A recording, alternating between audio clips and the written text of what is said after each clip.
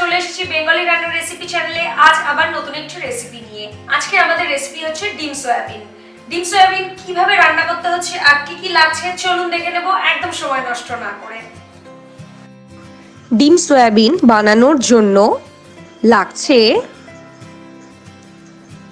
Soybean, ডিম, পেঁয়াজ কুচি, রসুন কুচি, আদা ঘষা, টমেটো কুচি, কাঁচা লঙ্কা, শুকনো লঙ্কা, তেজপাতা, নুন, হলুদ গুঁড়ো, চিনি, ধনে গুঁড়ো, জিরে গুঁড়ো, গরম মশলা,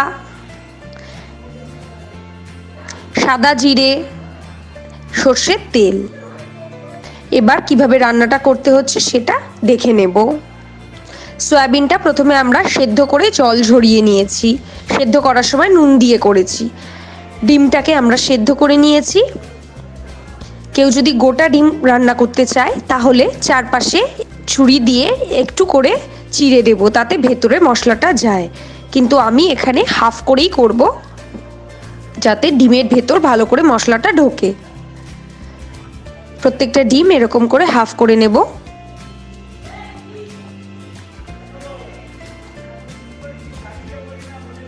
হাফ করে নিয়েছি প্রত্যেকটা ডিম। এবার এর ওপরে নুন আর হলুদ দিয়ে একটু মেখে নেব। হালকা করে বোলাতে হবে, না হলে কিন্তু ডিমটা ভেঙে যাবে। উল্টে দেব। উল্টো পিঠেও একটু নুন আর হলুদ ছড়িয়ে আলতো হাতে একটু বুলিয়ে দেব। এবার রান্নাটা শুরু করছি। একটা কড়াই নিয়ে তাতে 2 থেকে 3 চামচ মতো সর্ষের তেল দিচ্ছি।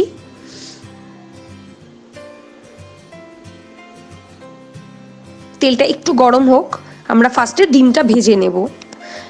গরম হয়ে গেলে, হালকা গরম হলেই কিন্তু আমরা দিয়ে দেব। খুব বেশি গরম হলে কিন্তু তেলটা ছিটবে যখন ডিমটা দেব। ডিমগুলো দিয়ে দিয়েছি। এক পিঠ ভালো করে ভাজা হোক, তারপর আমরা উল্টে দেব অপর পিঠটা ভাজার জন্য।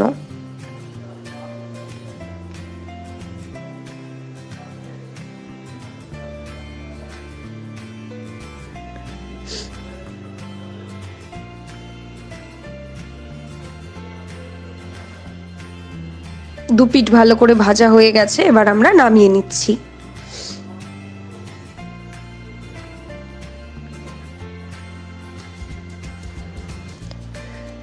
সবকটা ডিম আমরা এরকম করে ভেজে নিয়ে রেখেছি। ওই কড়াইতেই আমরা সাদা জিরে ফোড়ন দিলাম, শুকনো লঙ্কা আর তেজপাতাও ফোড়ন দিচ্ছি।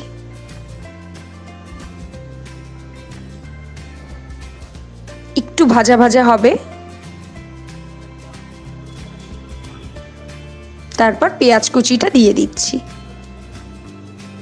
আর তার মধ্যে একটু নুন দিয়ে নেড়ে চেড়ে নিচ্ছি।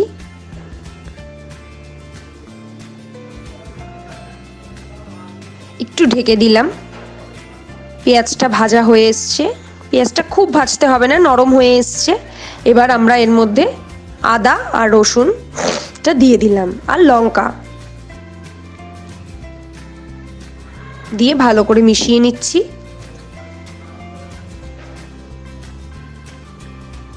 এবার টমেটো কুচিটা দিয়ে দিচ্ছি, দিয়ে ভালো করে নেড়ে চেড়ে মিশিয়ে ঢেকে দেব, যাতে টমেটোটা ভালো করে ভাজা হয়, সেদ্ধ হয়।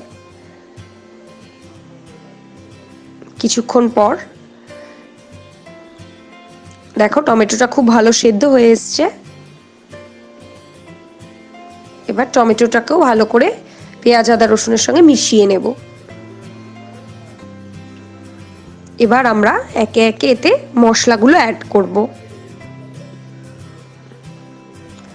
জিরে গুঁড়ো, ধনে গুঁড়ো,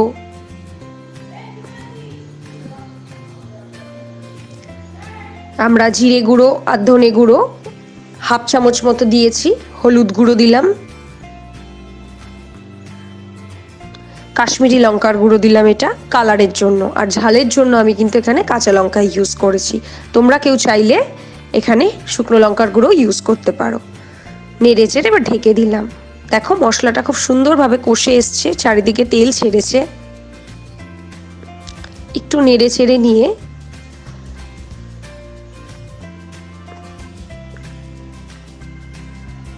সয়াবিন সেদ্ধ করে যেটা রেখেছিলাম সেটা দিয়ে দিলাম। এবার ভালো করে সয়াবিনের গায়ে মশলাটা মাখিয়ে নেব।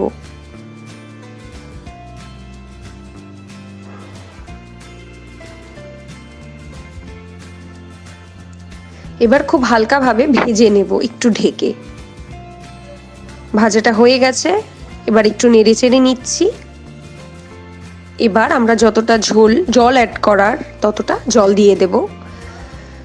জলটাও ভালো করে মিশিয়ে নিলাম মশলার সাথে, সয়াবিনের সাথে। এবার ঢেকে দেব যাতে ঝোলটা ফোটে। ঝোলটা ফুটে আসলে একটু নেড়ে চেড়ে নিয়ে তারপর আমরা ডিমগুলো দিয়ে দেব, ডিম সেদ্ধগুলো দিয়ে দেব। আমি ডিম সেদ্ধগুলো দিয়ে দিচ্ছি। এর ওপর থেকে একটু গরম মশলা দিলাম আর একটু চিনি দিয়ে হালকা নেড়ে চেড়ে আঁচটাকে কমিয়ে ঢেকে দেব। কিছুক্ষণ পর একটু নেড়ে চেড়ে নেব।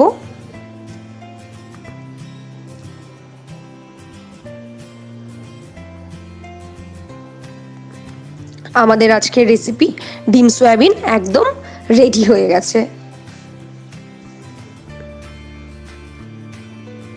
এবার আমরা গ্যাসটা বন্ধ করে নামিয়ে নেব। আমরা একটা পাত্রে পরিবেশনের জন্য একদম প্রস্তুত করে নিয়েছি। আশা করি এতক্ষণে দেখে নিয়েছেন ডিম সোয়াবিন কিভাবে বানাতে হচ্ছে। বাড়িতে চটপট বানিয়ে ফেলুন। আমাকে নিচে কমেন্ট বক্সে লিখে জানান কেমন হলো খেতে। আরো আপনারা কি কি নতুন রেসিপি দেখতে চান সেটাও আমাকে কমেন্ট বক্সে লিখে জানাতে পারেন। আমি সেগুলোও শুধুমাত্র নিয়ে আসবো আপনাদের জন্য। আজকের ভিডিওটি ভালো লেগে থাকলে লাইক, শেয়ার, কমেন্ট করতে ভুলবেন না।